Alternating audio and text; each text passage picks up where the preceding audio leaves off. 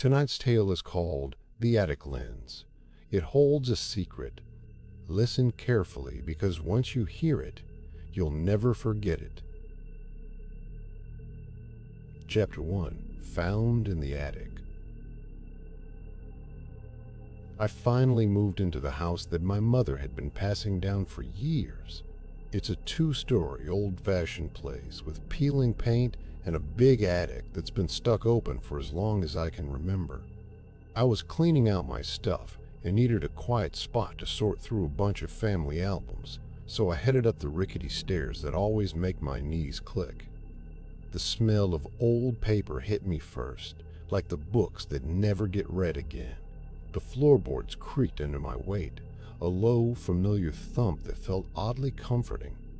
When I pulled the last stack of boxes off the floor, I found a small, cramped space behind them. The walls were lined with more boxes, but one looked different. A faded cardboard box with a yellowed M stamped on the side. Inside, hidden by a curtain of yellowed pages, was a Polaroid camera. It was a cheap model from the 80s, no battery, just a lens that was oddly open. I never expected to find a camera in a place that looked like a storage closet. The lens had a folded piece of paper inside, half cracked at the edges, almost as if someone had kept it out of fear of forgetting. I pulled the camera out and held it. The paper was a handwritten note in a handwriting that looked like my mom's. If she were a bit older, a bit more desperate. The note read, "Look at the picture when you are alone."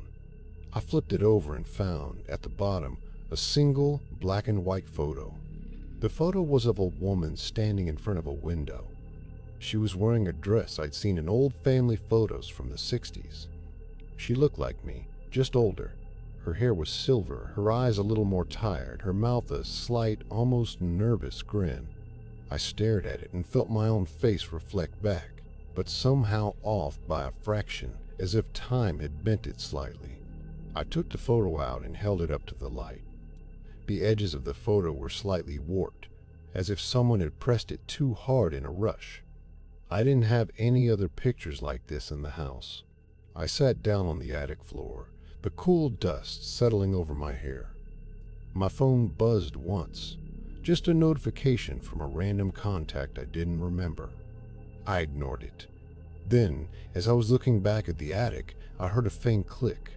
It was like a small metal door turning, but the attic was empty, no windows, no hidden compartments.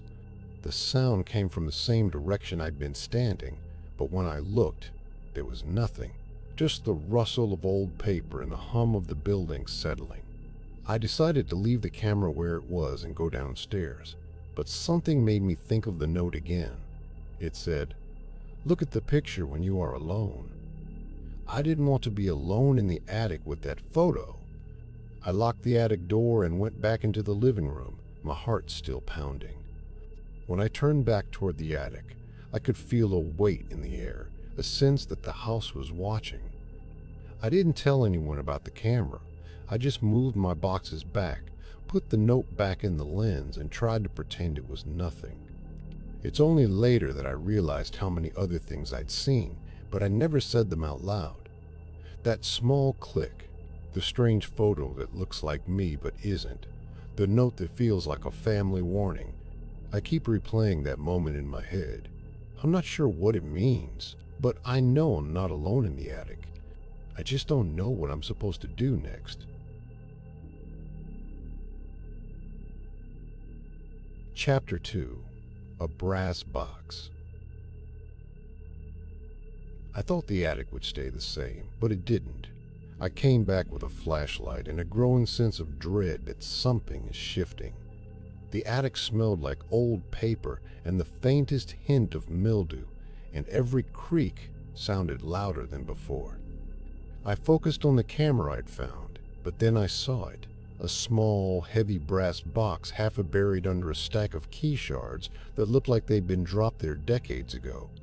The lock was corroded, but the brass still glimmered in the beam of my light. I remembered the brass key I'd found a day earlier, and it fit the lock with a soft click that made the attic feel like it had exhaled. The sound bounced off the rafters and seemed to echo in my ears. When I pulled the lid, the box gave a reluctant sigh and the air smelled faintly of ink. Inside was a crisp, yellowed letter addressed to my name. It was dated 1963, a date I didn't recognize but felt oddly familiar. The handwriting was a careful, almost anxious script that looked a lot like my mother's. I started reading, and the letter talked about a photo of a woman who looked like me, but older, standing in front of a window. It mentioned that the photo had been hidden because it could change everything. The letter didn't explain what everything meant, but the way the writer kept looking back over her shoulder made my stomach turn. Alongside the letter, a handful of photo albums were scattered in the box. I pulled out the one with the photo of me, the older woman, and the other images that showed a family life I'd never known, a wedding dress, a small baby on a pillow, a house that looked exactly like mine. The faces were all familiar, yet the edges of the pictures seemed a little too sharp, as if the photos were meant to be seen from a certain angle. I stared at the photo of the woman who looked like me for a long time. The woman's expression was neutral, but the way her eyes were slightly narrowed gave me the impression that she was watching me even now. I realized the brass key that fit the box also fit the old padlock on the back door of the house, a lock that had been sealed for years. My heart kicked. I took the key from the box, slid it into the lock, and turned. The lock clicked, a sound that seemed to grow louder in my ears than in the attic. I left the box open, feeling the attic walls breathe as if it were breathing with me. When I stepped out, I heard the same click again, but this time it sounded from inside the house, like someone was turning a knob behind me.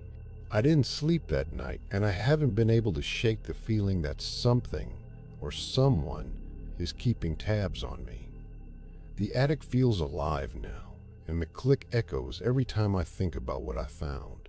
I don't know what that hidden truth is, but I do know the house is watching.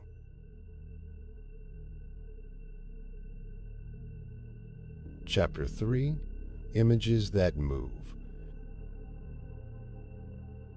I took the family albums off the coffee table and opened them, flipping through the cracked pages in the low light from the lamp. The pictures looked normal at first.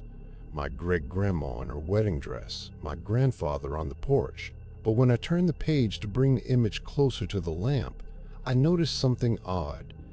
The faces seemed to shift a fraction of a degree as the angle changed. A woman's smile looked slightly off when the light hit her cheek from a different angle.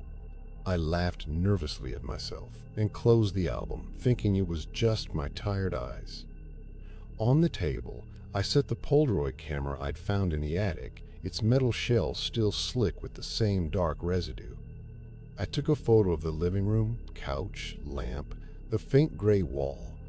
I walked back a few steps, still holding the camera, and the image on the back of the picture paper seemed to move. The couch's armrest appeared a few inches higher, the lamp's light a bit brighter. I stared at the paper for a full minute, then snapped a second shot, holding it still the way I'd always done. The second photo also shifted when I stepped back. I felt a chill. I had never seen a Polaroid move after being printed. The brass key I'd found in the attic fit a hidden latch behind the attic door, something that had been sealed since I moved in. I inserted it, turned it, and the latch clunked open. A narrow, dark corridor opened up, light leaking from the attic through a crack in the ceiling.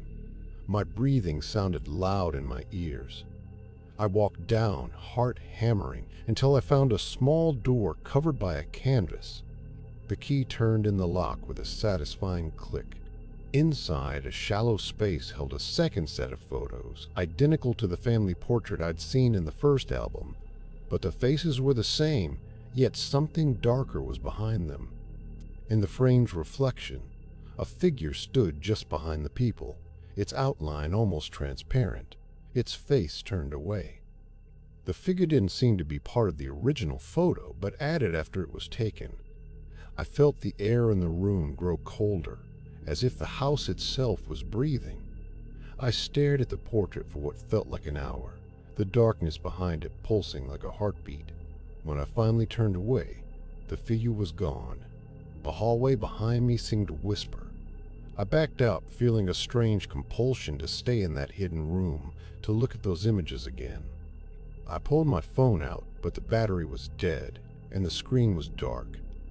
I had no choice but to go back to the living room, the only place with power, and write this down while I still had the urge to keep looking. I don't know what the figure is or why the photos move when I change my perspective. I do know that I found something that doesn't belong to this house, and that the house feels like it's watching me. The attic, the key, the hidden door, every element is a new puzzle piece. I'm afraid that the next time I look at those photos, the figure might start moving on its own. I've decided not to stay in this house for long, but right now I'm stuck, staring at the dark figure behind my family's portrait, wondering if the picture is trying to show me something I can't understand. I'm not sure how much longer I can keep pretending this is all a coincidence.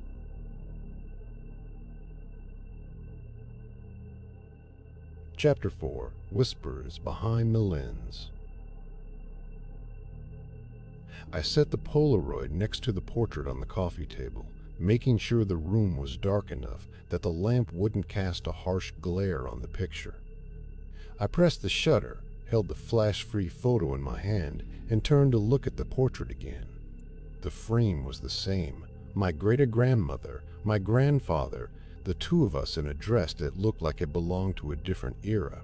But this time, as I held the photo up to my ear, I heard a very faint, almost breath-like whisper. It wasn't a name or a word, just a soft behind that seemed to come from the glass. I rubbed my eyes, thinking it was just the old house settling. I tried again, holding the photo closer, and the whisper grew a little louder, more distinct. I was halfway to the kitchen when my phone buzzed. I pulled it out to check the camera app, and, to my horror, the same portrait appeared in the preview. Except the image blurred slightly whenever I moved the phone around, as if something was resisting being captured. The next thing I did was look behind the attic door, remembering the hidden latch the brass key had unlocked. I slipped the key into the small metal lock behind the door and twisted it. The latch clacked and the door creaked open. A narrow, dark corridor ran into the attic, and a small vent sat under the hatch, almost invisible. I used the key to open the vent, and a smell of dust and old metal hit my nose. Inside, wrapped in a rusted cloth, was a microphone, its body cracked and covered in grime. On the back, a handwritten note stuck to it with a single word: behind. My heart started to pound so hard I could hear it in my ears. I stared at the note, then back at the photo in my hand, the whispering louder now. The words I had thought were just a trick of the light were coming from the Polaroid lens itself, as if the camera was a conduit, a mouth for the voices that had been lurking behind the family portraits for decades. I couldn't decide whether the whisper was a ghost in the walls or something connected to the old microphone in the vent. When I pulled the camera away, the whisper faded. But when I pointed the Polaroid at the portrait again, the sound came back, stronger, as if someone or something was pressing against the glass, demanding to be seen. I stood there for a full minute, the whisper looping around me, and then turned to run back to the living room. The lights flickered once, like a bad bulb sputtering out, and I felt as though the house itself was holding its breath. I've stopped using the Polaroid for now. Every time I think about the portrait, I can't help but imagine that it's a doorway. The attic, the vent, the note saying behind. They all point to something that's been hiding in plain sight, waiting for me to look too closely. I'm not sure whether the next time I take a picture I'll be capturing an image or a warning. All I know is that the house is no longer just a place I live, it's a place that listens, and it seems to want me to keep listening. I've told myself this is just coincidence. Old houses and old tech make weird noises, but the whisper behind the lens is not something you can rationalize. I don't know how much longer I can pretend this is just a coincidence. And honestly, I'm scared to even bring the camera back inside.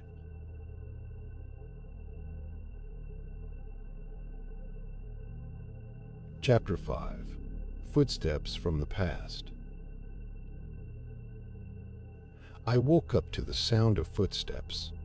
At first I thought it was the neighbor walking upstairs, but the rhythm was too even, like a metronome. I sat up, eyes darting around the dark room. The hallway was silent, yet the steps kept coming, every few seconds, in the same cadence. My heart hitched. I tried to catch a glimpse of where they were coming from, but my eyes only saw shadows that disappeared as soon as I looked toward the landing. I told myself I was overreacting. I had been watching too many horror movies. I padded down the hallway, shoes squeaking against the hardwood. The hallway seemed longer than it had before. I heard the steps again, so close, so regular. Then they abruptly stopped.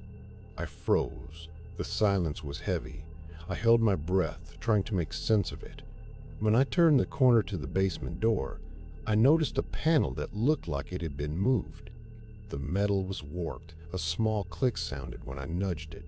I pulled the panel aside, and the dark void behind the basement door revealed a loose wooden floor.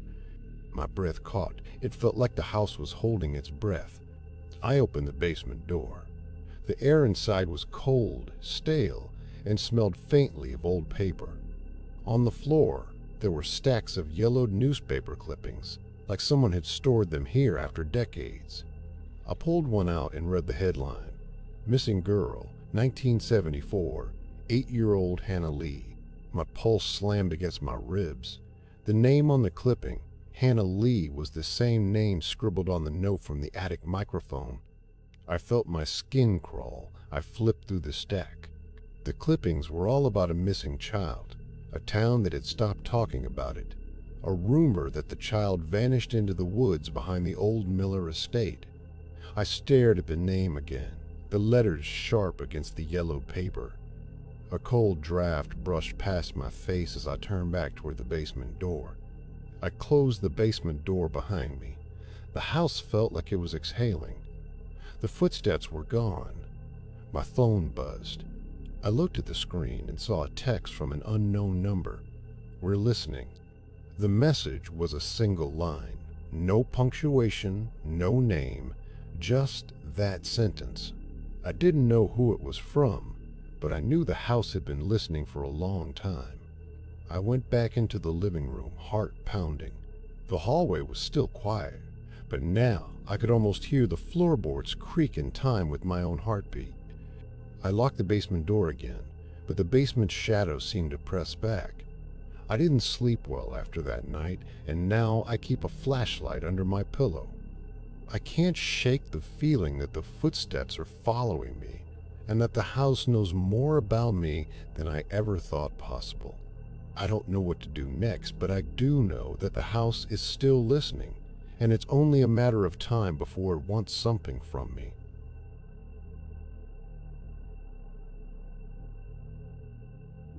Chapter 6. The Unclosable Cover.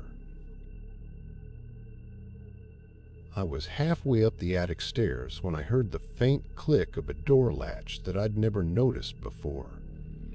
The attic was cluttered, a jumble of old coats, a moth-eaten quilt, and a metal box I hadn't seen in a year. It sat beneath a loose panel that I had recently fixed after a strange creak. The box was heavier than it looked, its lid pressed tight, as if the attic itself was holding its breath. I tried to shut the attic door after making a quick inspection. The box's lid wouldn't budge no matter how hard I pushed. I thought maybe a bolt was stuck, maybe the hinges were warped, but the lid stayed stubbornly sealed. I took a deep breath and leaned against the box, feeling the cold metal under my palm. The attic was dim. The only light came from the single bulb hanging in the center, flickering just enough to make my shadow waver on the dusty floorboards. I didn't know what to do. My mind flicked back to the basement notes, the newspaper clippings about Hannah Lee. I could feel the old house wanting me to uncover something, to keep digging. I whispered into the empty space, "What are you hiding?" The sound of my voice seemed to echo against the wood, but nothing else answered. Then the lid shifted. A thin seam opened, the metal cracking slightly. My stomach dropped. The lid tipped over just enough to reveal a single glossy photo inside. It was a picture of a girl, Hannah Lee. I'd seen that name on a clipping, but I had no idea she'd been in this house. The photo's face was blurred, the eyes a muted gray. On the back of the photo, a handwritten note in a script I didn't recognize caught my eye. I'd never seen this type of lettering before. I pulled the note out, crinkling it softly. It was faint, but a machine could read the words, "Keep the cover closed." I stared at that warning. My hands trembled as I turned the note, trying to read it again, but the letters seemed to shift, as if the ink was alive. I felt the house tightening around me, the attic lights flickering in sync with my pulse. The heavy box felt heavier. I didn't want to force it open, but curiosity gnawed at me. I slipped my fingers under the edge of the lid and pulled. The lid lifted on its own, as if the box was reluctant to reveal its secrets. Inside, I found a hidden compartment, a small box wrapped in old newspaper. Inside that, a family portrait of a child with a blank background. The child's eyes stared straight ahead, the same pale face from the photograph of Hannah. I didn't know what it meant. The box's cover had been refusing to close. Now it seemed to be pleading for me to open it. I had to admit, it felt like the house was forcing me to confront its own past. The last thing I remember before the lights went out was the faint sound of the attic hinge sighing, as if the house itself was exhaling. I don't know what I'm supposed to do with that photo. I'm not sure if I should look at it again, or just put the box back where it belongs. The house feels like it's watching me. The next time I'm in here, I can't shake the feeling that I'm already in the wrong place, and the cover is the only thing keeping me from the truth. I'm not sure how much longer I can keep pretending I'm not scared. The house is a living thing, and I think it's about to let me in.